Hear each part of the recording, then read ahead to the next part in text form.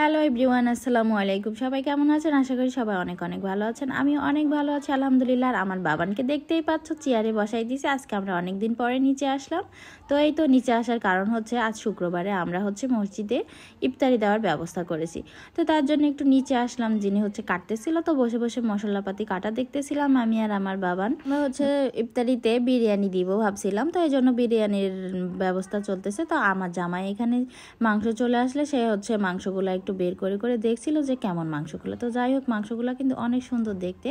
তো এই তো ছোট ছোট পিচ করে একবারে রেডি করে নিয়ে আসছে, যেহেতু এটা সবগুলা সুন্দর করে বের করে করে একদম রেডি করে রাখছে। এরপরে ওনার কাটাকুটি হয়ে গেলে এগুলো ধোয়ার পরে রান্নাবাটি করবে আর কি। তো এই তো আমরা এখন ওপরে চলে যাব। তো আর কি এগুলো একটু দেখেই গেলাম। তো এই তো টুকিটাকি একটু ছোটোখাটো আয়োজন করা হয়েছে ইফতারির জন্য। তো এই যে এখন উনি মশলা কাটা হয়ে গেলে উনি এখন এগুলো হেমন্তস্তিতে ছেঁচে নিবে সব কিছু। আর রমজান মাসটা রহমতের মাস, আর সব কিছু করতে অনেক বেশি ভালো লাগে। সবাই মিলে বসে একসাথে খাওয়া দাওয়া ইফতারি করা, এটা কিন্তু অনেক অনেক বেশি ভালো লাগে। যদিও বা কষ্ট হয়, কষ্ট হলেও কিন্তু এই কষ্ট লাগাটা অনেক ভালো লাগে আর কি। সবাই মিলে একসাথে খাওয়া দাওয়া, রোজা রাখা, সেহরি খাওয়া আসলে অনেক সুন্দর।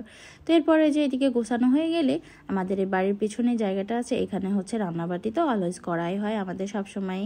এইভাবে রান্নাবাটি করা লাগে, যেহেতু ব্যবসা হালখাতা করা হয়। আর এই তো এখন এখানে আগুন ধরাই দিয়েছে, খড়িমড়ি একদম ঠিকঠাক করে গরম পানি দিয়ে দিয়েছে, আর এইখানে মাংস দিয়ে দিয়েছে। তো আমি ওনাকে জিজ্ঞাসা করতেছিলাম যে এগুলো একসাথে সব কিছু আগে মাখিয়ে রাখেননি কেন। তো উনি বলছিল যে ওটা কাচ্চির জন্য করা হয়, আর এটা এইভাবে করলে হয়। তো এই তো পরপর অনেকগুলো টক দই দিয়ে দিল, দেওয়ার পরে একটুখানি ফুটে আসলে তখন নাড়াচাড়া করতেছিল। তো দেখতেই পাচ্ছেন খুব সুন্দর করে বিরিয়ানির মাংস রেডি করতেছে আর কি। তো আমি জানলা দিয়ে বসে বসে ভিডিও করতেছিলাম আর কি, আর গল্প করতেছিলাম, এখান থেকে দেখতেছিলাম। ভালো লাগছিল, রান্নাবাটি দেখতে কিন্তু অনেক বেশি ভালো লাগে, তাই না? তো এই তো এখানে মাংসটা রান্না হয়ে গেল ফাইনালি। 2 গামলায় রেখে দিচ্ছি উঠায়, আর এখন এখানে চাল দিয়ে দিবে। পানিটা উঠায় রাখছে, অনেকক্ষণ ধরে পানিটা ফুটতেছিল আর কি। পরে এখানে বিরিয়ানির মশলাটা এখন অ্যাড করে দিল, তখন মাংসের সাথে আর অ্যাড করেনি। এখন দিয়ে তারপর নাড়াচাড়া করে তারপর চাল দিয়ে দিয়েছে। চালগুলো ভালোভাবে নেড়ে চেড়ে নিচ্ছে, যে একটুখানি ফুটে আসবে তখনই মাংসগুলো দিয়ে দিবে। তো উনি এক এক করে, যেহেতু গামলায় গরম মাংস ঢালতে পারতেছিল না, এই জন্য উনি জাগে করে দিয়েছিল। এরপরে যখন অল্প হয়ে আসছিল তখন গামলা ধরে ঢেলে দিয়েছিল। তো এই তো সুন্দর করে বিরিয়ানি রান্না হয়ে যাচ্ছে আমাদের আর কি। অনেক সুন্দর ঘ্রাণ বেরোচ্ছে, ভালো লাগছে। মাসে ইফতারি খাওয়ানোটা খুবই আনন্দের ব্যাপার, খাওয়াতে পারলে অনেক বেশি ভালো লাগে।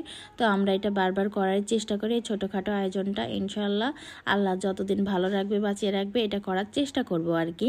তো এই তো উনি এখানে ভালোভাবে নাড়াচাড়া করে হালকা আঁচের ওপরে রেখে দিয়েছে। এরপরে 10 মিনিট পরে আবার নামায় রেখে এখন এর ওপরে আগুনের কয়লাগুলো দিয়ে রাখতেছে। এখন দমে থাকলে একদম পারফেক্টলি হয়ে যাবে।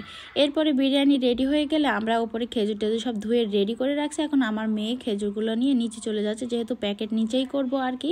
আর সালাদ মালাদ সব কেটে তো উনি রেডি করেই রাখছে।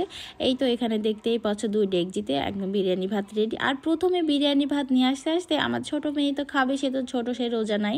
তো ওই তো ওর খাওয়া হয়ে যাচ্ছে। আমরা সবাই মিলে নিচে বসে অনেক মজা করতেছিলাম। তো এই তো এখন সিরিয়ালে এবার প্যাকিং শুরু হলো। আমার জামাই বসছে একদম প্যাকেট রেডি করার জন্য, আর এই তো ছোট সাহেব বসছে সালাদ আর খেজুর দিয়ে দিবে। আর মোটেই ছোটখাটো আয়োজন। আর ভিডিওটা এতদূর পর্যন্ত। আল্লাহ হাফেজ।